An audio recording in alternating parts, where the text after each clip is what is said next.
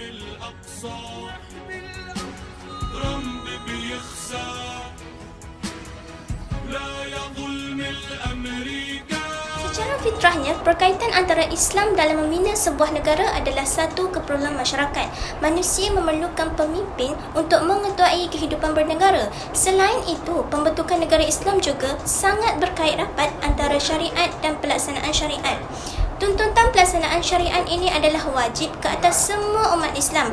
Maka, pemerintahan Islam juga wajib diwujudkan.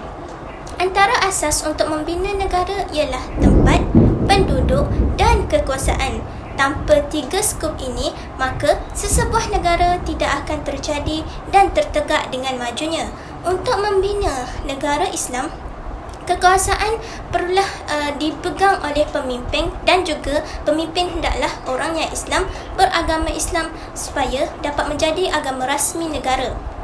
Seterusnya, kita pergi pula kepada konsep negara ataupun ad-daulah. Dari sudut bahasa, menurut Al-Mujib fil Lughah wal Alam, perkataan ad-daulah berasal daripada perkataan dalla yadullu daulatan yang bermaksud geografi sesebuah negara, daerah ataupun negara di mana ia akan didiami oleh penduduk oleh segolongan manusia sama ada daripada bangsa yang satu ataupun berbilang bangsa. Perkataan al-daulah juga sama artinya dengan perkataan al-bilad yang bermaksud daerah penempatan sekumpulan manusia dan ianya ditakbir oleh golongan tersebut. Seterusnya, ad-daulah dari sudut istilah pula, ia merujuk kepada sekumpulan manusia yang ramai. Mereka ini hidup di kawasan-kawasan yang terdapat di muka bumi ini secara tetap. Oleh itu, mereka juga sekaligus akan membuat dan meletakkan undang-undang negara serta pentadbiran bagi melancarkan lagi kehidupan masyarakat yang terdapat yang bernaung di bawah pemimpin yang mentadbir negara tersebut. Daripada definisi-definisi ini, dapatlah kita simpulkan bahawa untuk menubuhkan sebuah negara ataupun ad-daulah ini mestilah mempunyai tiga elemen, iaitu asy-sya'ab, yakni sekumpulan manusia atau masyarakat. Yang kedua, al-iqlim, yakni negara yang hendak didiami oleh manusia tersebut. Dan yang ketiga, al-sultah wal ar-ri'ayah, yang bermaksud pemimpin yang adil. Konsep ad-daulah menurut Islam ialah negara Islam ialah sebuah negara ideologi yang ditegakkan dengan berpandukan asas akidah Islam.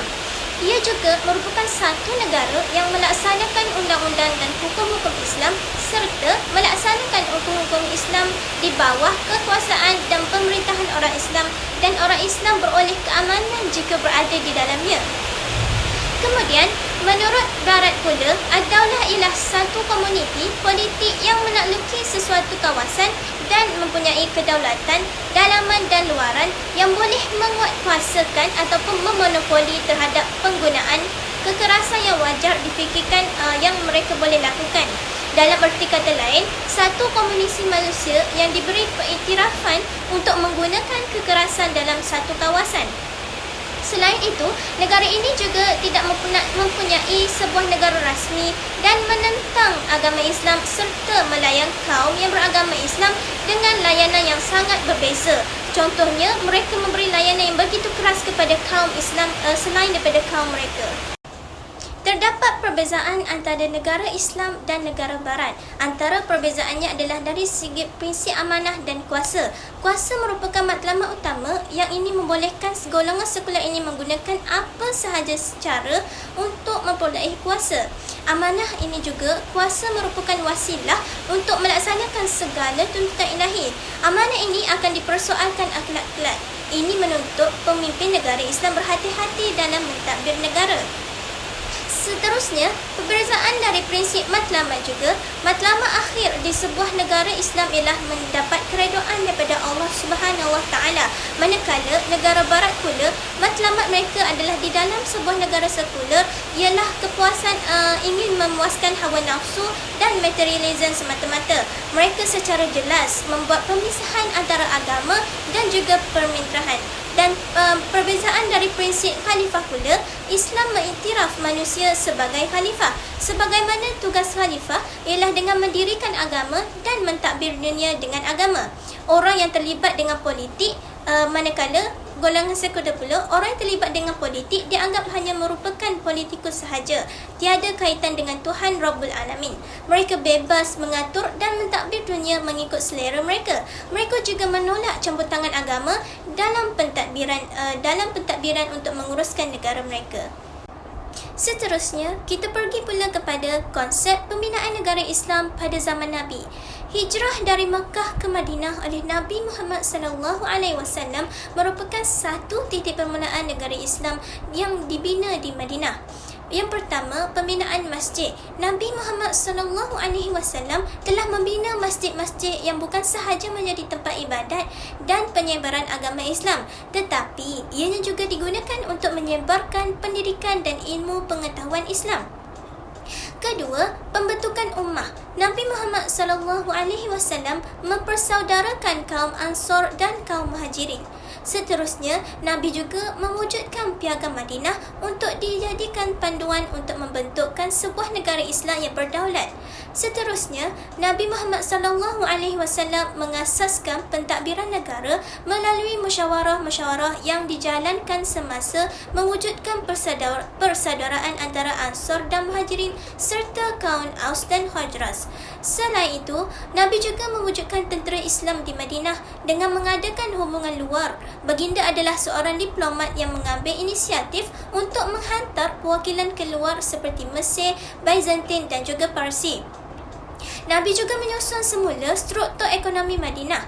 Nabi menggalakkan umat Islam bergiat dalam bidang perniagaan agar mereka hidup dalam keadaan lebih maju. Seterusnya, konsep negara Islam menurut Hasan al-Banna pula, beliau menghargai keinginan umat dengan bermusyawarah, dengan memberikan pendapat dan mengakui perintah dan larangan.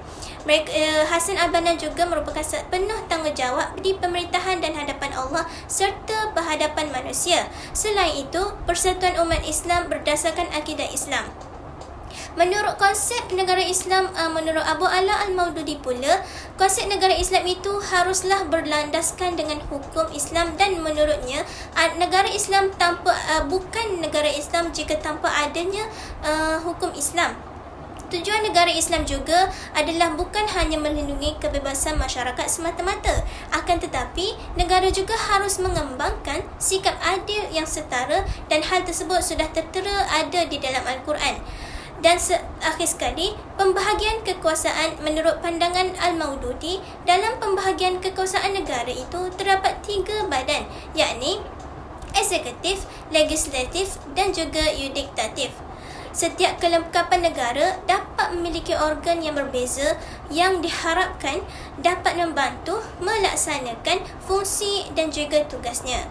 Sekian, itu sahaja pembentangan daripada saya. Kita sambung dengan pembentangan yang seterusnya. Sekian, terima kasih.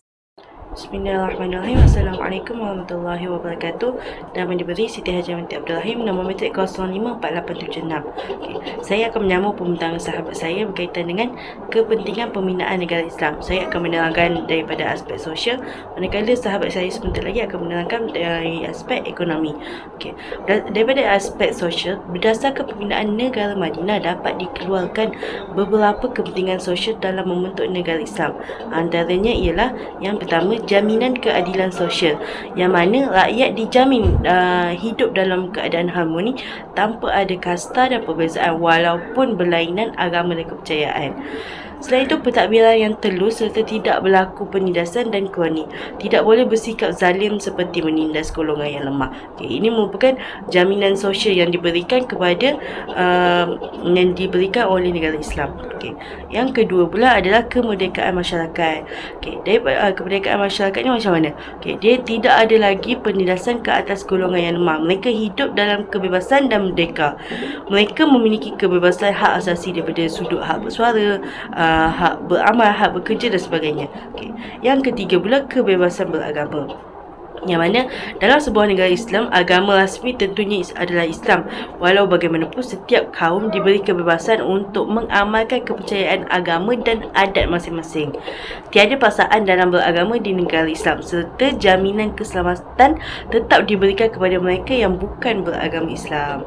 Okey, itu daripada aspek sosial. Seterusnya aspek ekonomi saya serahkan kepada Bismillahirrahmanirrahim. Saya Nurul Wahidah binti Muhammad Razi, nombor matrik 054684. Baiklah, kita akan sambung pembentangan kita yang selanjutnya, iaitu kepentingan pembinaan negara Islam dari sudut ekonomi, yang mana keadilan dan kebajikan rakyat akan terjamin. Misalnya, sumber hasil utama bagi sesebuah negara Islam adalah zakat, yang mana zakat ini merupakan cukai ke atas orang kaya dan berkemampuan dengan tujuan apa? Untuk mewujudkan keadilan sosial kepada semua rakyat.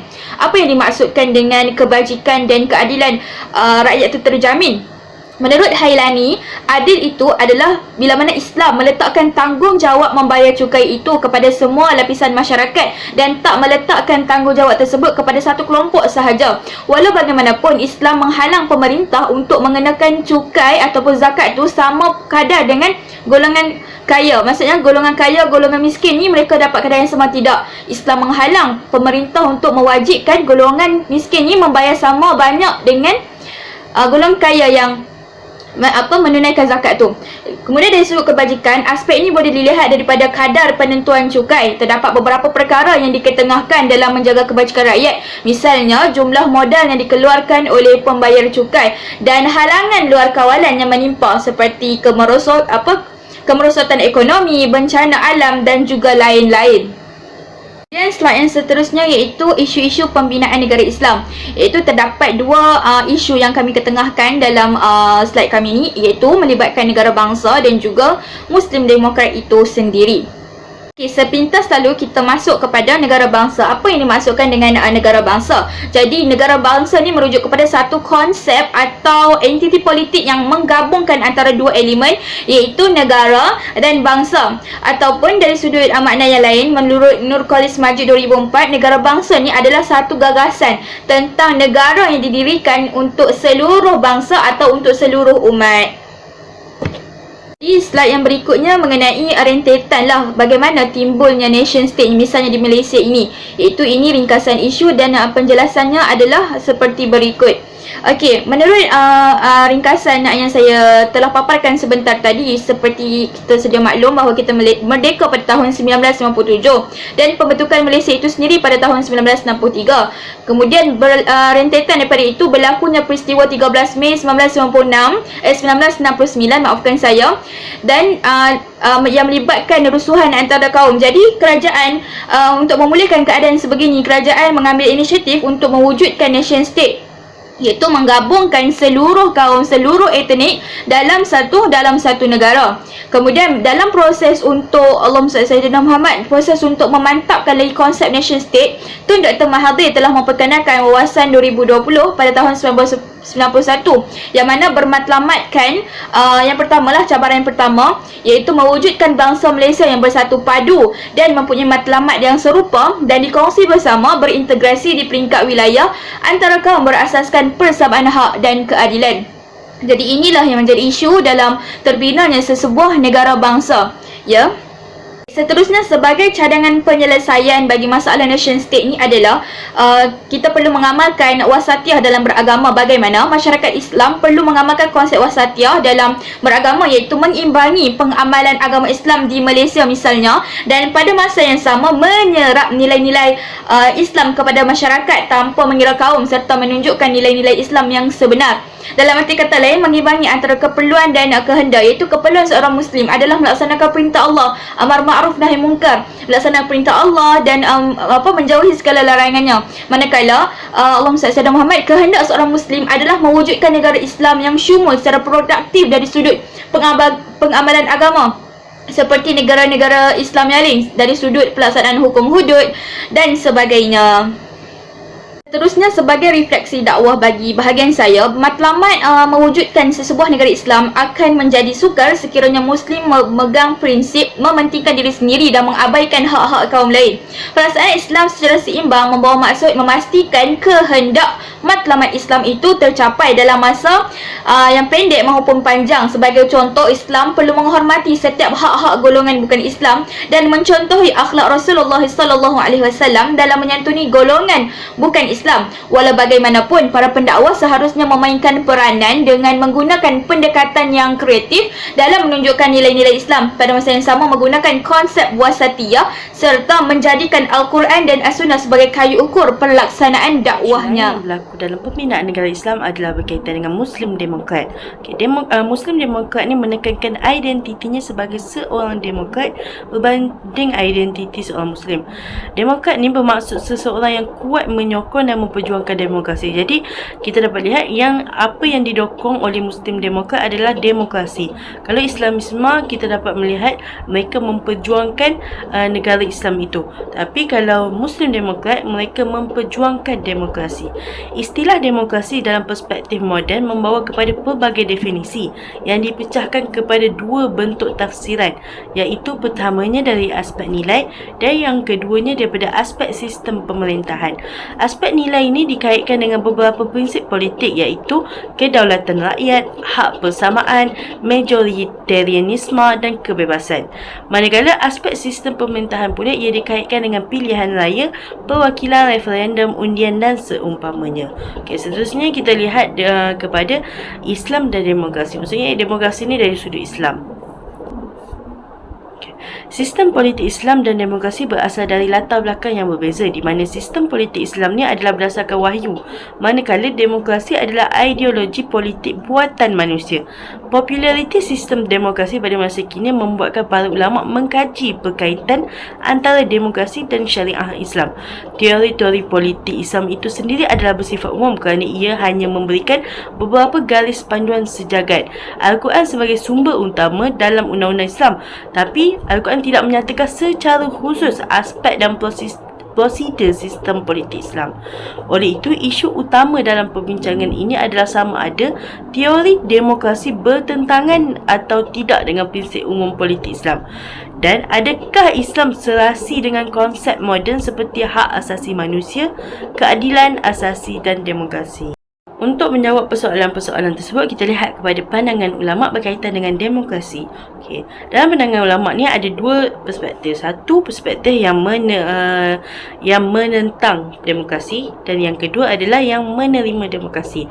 Kita lihat kepada yang menentang demokrasi seperti Abu A'la Al-Maududi, Said Qutb dan Sulaiman Muhammad At-Tamawi. Mereka mengatakan demokrasi adalah bertentangan dengan prinsip Islam.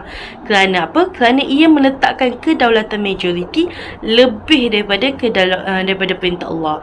Mereka mengaitkan prinsip kedaulatan rakyat dengan syirik kerana ia bertentangan dengan konsep tauhid yang berdasarkan kedaulatan Allah.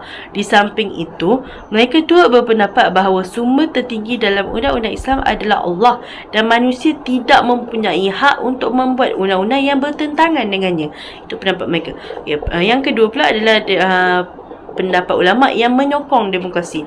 Sebahagian ulama yang berlainan menerima demokrasi sebagai sistem politik yang baik dalam politik zaman ini berbanding dengan pemerintahan diktator dan raja. Mereka juga bersetuju bahawa demokrasi adalah satu doktrin politik yang adil secara umum, tidak bercanggah dengan Islam. Al-Qaradawi misalnya berhujah bahawa sistem pemerintahan Islam sangat dekat dengan prinsip demokrasi.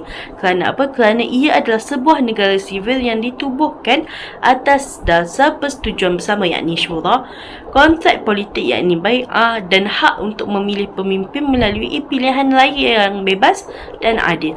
Selain itu, rakyat turut mempunyai hak untuk menilai pemimpin serta hak untuk memecat mereka. Walau bagaimanapun, Al-Qaradawi dan beberapa ulama lain menghadkan pelaksanaan demokrasi kepada perkara-perkara yang tidak melanggar prinsip-prinsip Islam. Ini adalah pendapat-pendapat ulama.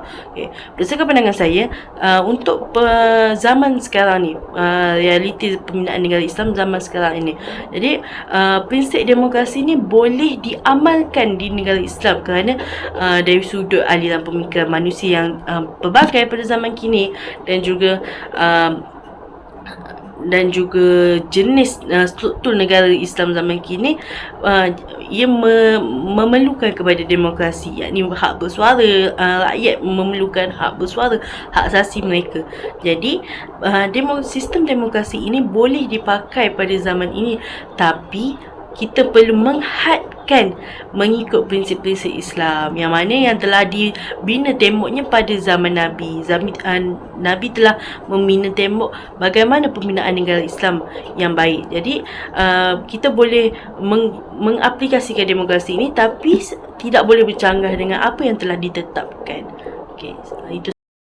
Okey, kalau kita lihat kepada refleksi dakwah berdasarkan isu ini, pelbagai ideologi yang dikeluarkan oleh Barat boleh diaplikasikan mengikut kesesuaian selagi mana ia tidak bercanggah dengan Islam. Misalnya sistem demokrasi ini, yang mana yang digunakan di negara Islam hari ini adalah hasil ideologi Barat. Namun ulama-ulama Islam seperti Al-Qaradawi telah mengkaji dan membenarkan penggunaan sistem ini berasaskan prinsip-prinsip Islam. Ini menunjukkan bahawa setiap apa yang datang dari bukan Islam tidak boleh dibuang sepenuhnya, tetapi ia boleh diubah sesuai mengikut kesesuaian penggunaan dalam Islam. Sebagai kesimpulannya, pembinaan negara Islam amatlah penting bagi menjamin kemaslahatan rakyat.